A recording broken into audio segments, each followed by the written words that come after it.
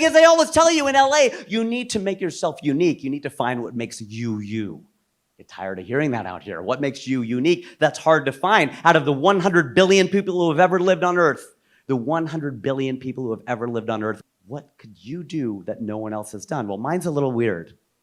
I'm the only person to perform stand-up comedy on all 7 continents. Thanks. It's a little random.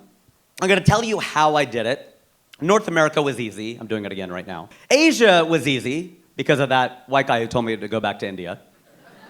That was the gift that keeps on giving. And India was really cool, man. It was a really, really cool thing. I went over and did a tour called Make Chai Not War. And I'm Hindu. One of my best friends, Azhar Usman, is Muslim. And we were thinking, you know what, we agree on so much, right? We watch the same movies, we listen to the same music, we laugh at the same jokes, we agree on everything except for the final destination of our souls. But we're like, you know what, maybe what we could do for Hindus and Muslims, since there's so much conflict, we'll start a comedy tour. And we're like, if Hindus and Muslims can laugh together, maybe they can live together, and you see what a great job we did with that. Problem solved. The US government, you may or may not know this, the State Department actually has a program where they send American entertainers overseas to endear America to countries while we bomb their neighbors.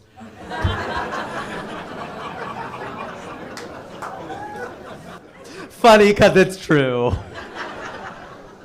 And so the thing is, they'll send over jazz singers and comedians and artists, and it is really a cool thing. So the US State Department was like, get one more comedian. We got Hari Kondabolu out of New York, and so it came to pass. The US government sent 3 comedians to India.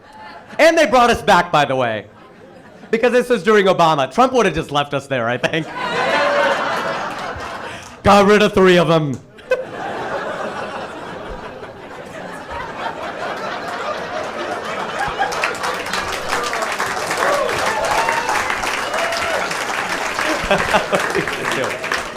These were big shows. We did 7 shows in 7 cities. It was crazy. We had an average attendance of about 1,500 to 2,000 Indians in these audiences. It was crazy. About 2,000 Indians. Well, although India is now the world's most populous country, so 1,500 Indians is like 300 Americans. Which also checks out weight-wise.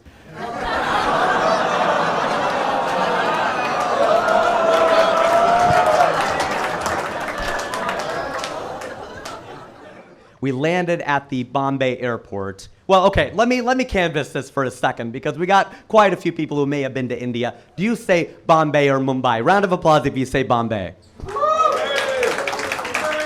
Round of applause if you say Mumbai. Oh, okay, we got a younger crowd. That's what that means right there, all right? I remember I ate at a restaurant over in that city, and it had a sign. And the sign at this restaurant over there read, Mumbai is the location, Bombay is the emotion. Ooh, I like that. I'll roll with that. I like that, right? So we landed at the BOM airport. We go in, and there's so many people there, you never quite get used to it. There's a labor surplus because of the sheer number of humans. We land, we go in, and 8 people checked our passport. I don't even think 6 of them worked there.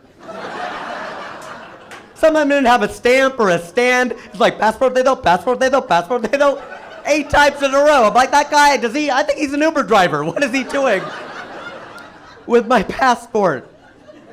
So we get in the car, and actually we find out very quickly that he's a Hindu driver. And you can tell that he's Hindu because he has a Ganpati on his dashboard. Not everybody's gonna know what a Ganpati is. A gun? No, that's Texas. A Ganpati is a little statue of Lord Ganesh, one of our gods. And Lord Ganesh is the remover of obstacles. And yet the traffic.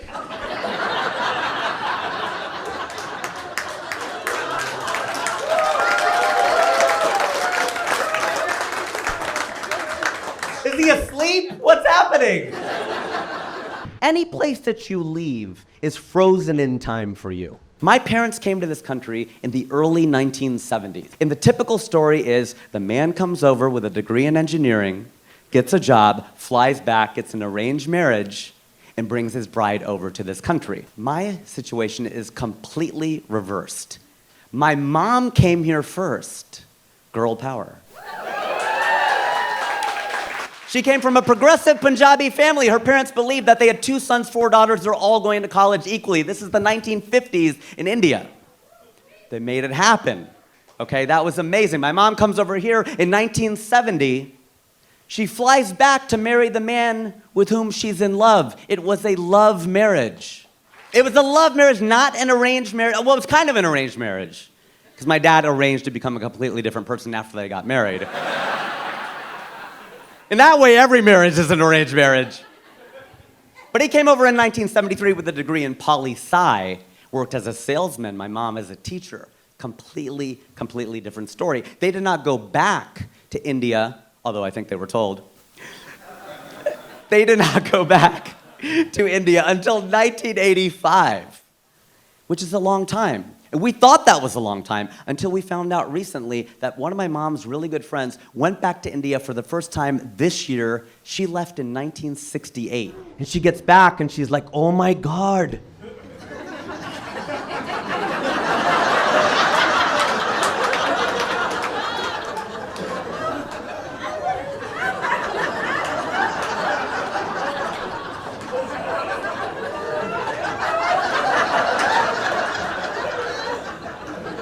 India has changed so much.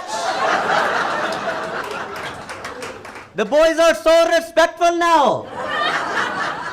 I used to walk down the street, they would whistle at me, they don't whistle anymore.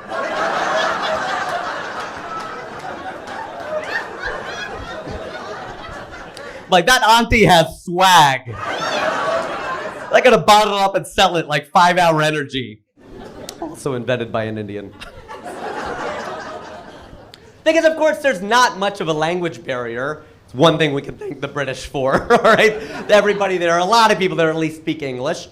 But they kind of do the thing that Seema auntie does. They make things plural that are not plural. People would walk up to Azhar, to Hari, to me, and they were really nice. They would say things like, we love your YouTubes. We love your YouTubes, yaar. We love your YouTubes. And it's just like, my tubes. It just sounds so personal when you make it plural. Like, I don't have any tubes. I think I learned that in pre-med. So Indians love to make things plural. The Chinese like to make them singular. I don't know if it's the one-child policy or what it is. But we were in a Chinese restaurant in Hyderabad, and I had to go to the bathroom. So I'm standing in line, and I see a sign, and it doesn't read men. It reads man. And I'm laughing my ass off. I'm like, oh, the Chinese, they don't know that it should be men. They put man, right? They gotta be wrong, there's no way. Then it's my turn to go inside. I go inside, and there's only one toilet. I'm like, they're right.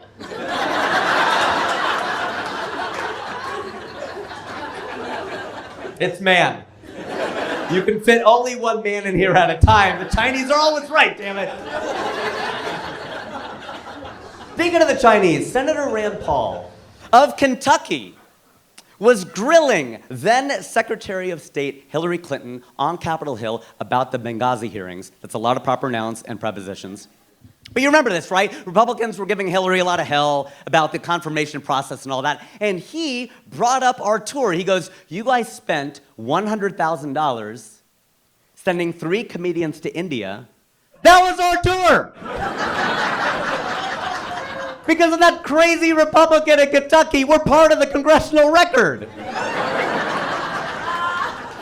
Except in our moment of glory, he called it Make Chi Not War, which would have been Chinese. Now, this part of it did not make it into the congressional record. I will say right now that one of the great improvements in India is the bathroom situation. It's way better, okay? I remember going with my parents in 1985, and they had the squat toilets. All right, people ask why we do yoga. They're like, is it tied into meditation and inner peace? I'm like, no. Not inner peace, outer pieces, okay? We're trying not to fall in the toilet. Too bad my son's not here, he'd love that joke, okay. We're on our way from Kolkata to Durgapur. And you know it's a true story because I cannot pronounce Durgapur. I would have picked another city. But we were on our way from Kolkata to Durgapur in this 3-hour ride in this red van. We're late per usual, and I really have to go to the bathroom. So we're almost there. I'm like, I cannot hold it anymore. I'm shifting in my seat. I'm not even shifting in my seat. I'm full-on Punjabi dancing. You know, like I just cannot even, like that's where our dancing comes from too. I just cannot hold it in at all. Like I'm dying. They pull over the van to this line of shops and stores, and I get out. And I have to go to the bathroom so badly, I can now speak Hindi.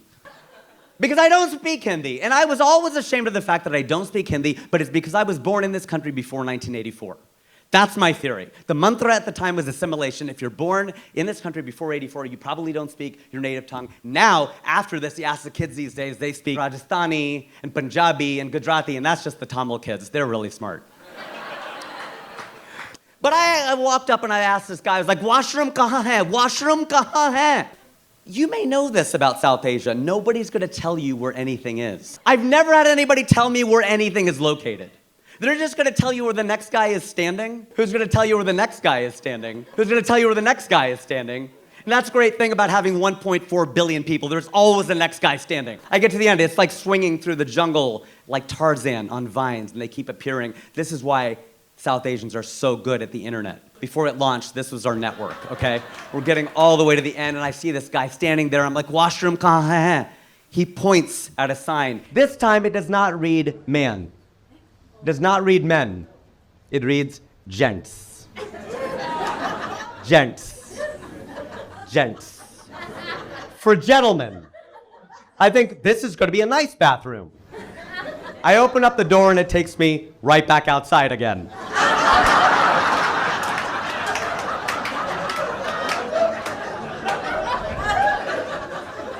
It's just a hole. It's literally the whole bathroom. It is a hole in the ground. Never in my life have I felt more like a gentleman, by the way.